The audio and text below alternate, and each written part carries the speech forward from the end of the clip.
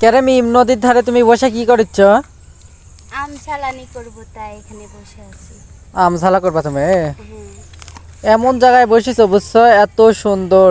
তো দেখেন, এত সুন্দর, মানে হচ্ছে সামনে নদী, ছোট্ট খাট্ট এটা নদী, আর নদীর ধারে মিম বসে গেছে, এত সুন্দর বাতাস দেয় না? হ্যাঁ। আর এইটা আমি এগুলো কি পাকা আম না কি রে? আমি আনলাম বললে লয়। হ্যাঁ দেখো।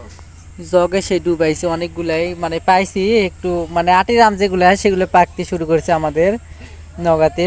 এই তো, পাকা। হ্যাঁ রে পাকা। এই তো দেখেন, মানে আমগুলা এটা মানে মিষ্টি আম না, হেভি টক। টক টিংগাম।